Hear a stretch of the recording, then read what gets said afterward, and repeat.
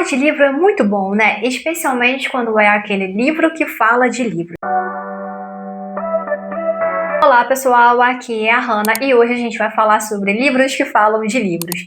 Se tem uma coisa que eu adoro é exatamente quando o livro traz esse esquema de pirâmide que a gente já termina com aquela lista de desejados.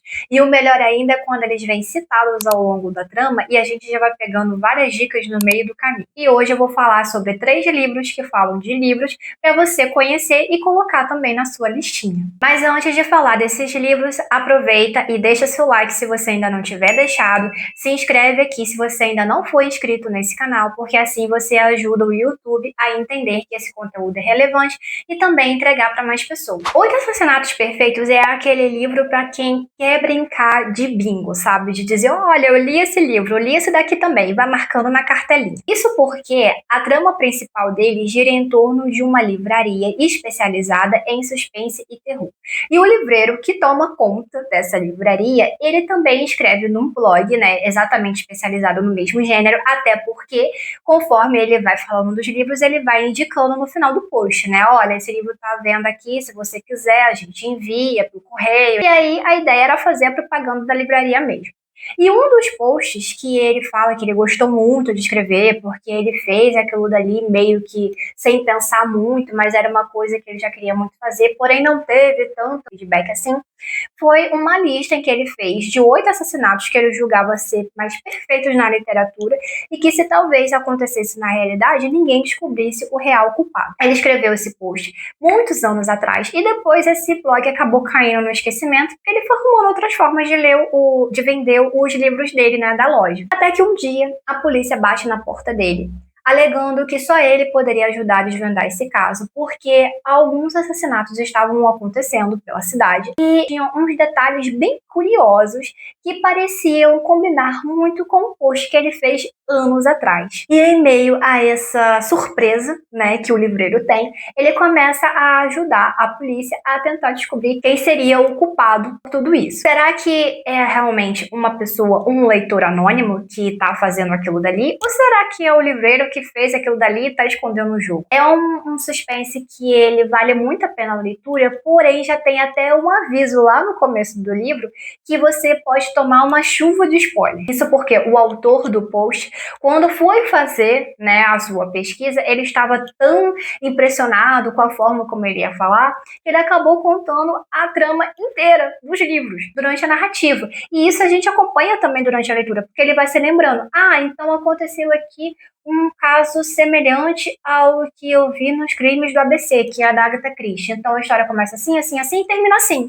Então, se você já tiver lido o livro, talvez você não vai ter tanta preocupação assim. Mas se você não tiver lido ainda, aí você já vai com certa cautela, porque você vai ter uma chuva de spoiler. Em todo caso, é um livro que vale a pena você ler para você ter indicação de suspenses depois. Alguns deles, inclusive, não foram lançados aqui no Brasil, então não seria tanto um problema ter um spoiler dele. Mas se você for uma pessoa que lê inglês e tiver a chance de ler esses livros também, aí também já fica um problema à parte para você ver depois. Mas ainda assim, fica a recomendação de 8 Assassinatos Perfeitos, porque é aquele esquema de pirâmide que a gente gosta. Nacional agora, também nesse estilo, é O Lago Negro. Aqui a gente conhece a história de Verônica Catani, que é uma estudante universitária que sonha em seguir os passos do pai. O pai, já falecido há alguns anos, era um autor já consagrado na literatura, todo mundo gostava dele, principalmente da escrita dele enquanto pessoa, né, por vários sentidos. E ele ficou muito famoso porque ele tinha um mentor, que era um professor da universidade em que ele se formou. Então a Verônica acha que precisa seguir os passos do pai em todos os detalhes para garantir que ela também seja uma escritora famosa, assim como o pai foi, e seguir o legado que ela prometeu que ela queria seguir do pai. E aí a gente acompanha a história dela, tentando escrever o livro, enquanto ela tenta cair nas graças desse mentor. E ela entra na universidade, a gente acompanha, né, o relato dela enquanto estudante universitária, morando no alojamento, né, aquela vida toda de aluna correndo para lá e para cá, atrás de provas, trabalhos e tal, e também correndo atrás do sonho dela de ser escritora. E a gente conhece muito bem aqui no Brasil, que não é fácil, e ela mostra muito bem isso essa realidade. Não só essa questão de você ter que parar para você poder escrever, mas também a questão de conseguir ser reconhecida no mercado, porque ela só acha que vai conseguir fazer isso por causa do nome do pai. E aí, quando o mentor conhece ela, ele faz de tudo para que ela não siga os passos do pai. Por que, que ele não quer que ela siga os passos do pai? Já começa esse problema e essa curiosidade, porque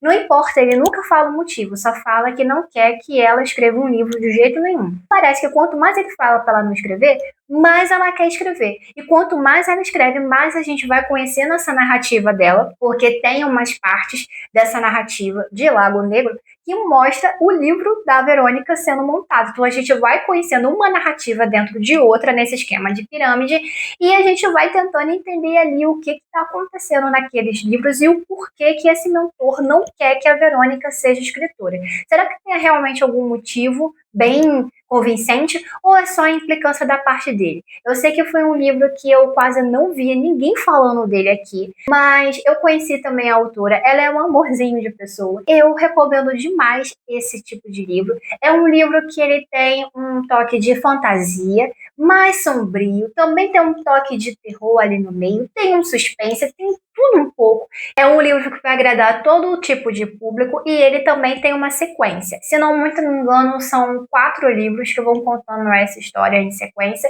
Eu já li o primeiro, que é o Lago Negro, e já li o segundo, que é a Submersão. Tá faltando ler os outros 2 para poder fechar a história, mas ainda assim já deixo a recomendação do primeiro. E para fechar essa lista, vamos falar de um livro que já é figurinha repetida por aqui, que é Evidência 7, Segredo Codificado. Eu sei, vocês já devem estar cansados de me ver falando desse livro por aqui, mas é porque realmente ele é bom e eu acho que vale a pena ser panfletado e vocês conhecerem ele também. Esse é um suspense que é ambientado no Rio de Janeiro e ele traz também um suspense ambientado no mundo literário. Isso porque um dos autores de suspense mais renomados do momento é um dos principais suspeitos da Val Hit enquanto ela está tentando caçar o assassino que deixa as folhas secas lá nas cenas do crime. E enquanto ela vai tentando entender o que está acontecendo, ligar os pontos, saber se realmente convence, né, que o autor seja um dos suspeitos, que ele seja de fato o culpado ou não, a gente vai conhecendo também os livros que ele lançou. E é aqui que eu achei uma coisa muito interessante, porque a autora ela teve todo o trabalho de fazer uma grande pesquisa para poder colocar diversos títulos de livros que ela viu que de fato não existiam, mas eles são colocados de uma forma tão convincente que você fica se perguntando se de fato esses livros existiram ou não e você quer ir procurar na internet para saber se de fato já não teve alguém com a brilhante ideia de publicar esse livro com esses títulos, sabe? Então é um livro que fala de livros, embora fictício, que vale a pena de você conhecer. E se você estiver escrevendo um livro, quem sabe até você se inspire em alguns desses títulos fictícios para poder fazer o título do seu livro também. Olha só que legal. E esse foi o vídeo de hoje. Eu espero que vocês tenham gostado e aproveita e me deixa aqui nos comentários se você já leu algum desses livros ou se tem algum outro livro que fale de livros que você acha que vale a pena conhecer. Não deixe também de olhar aqui na tela final, porque pode ter algum outro vídeo que seja também interessante para você assistir também. Até a próxima. Tchauzinho!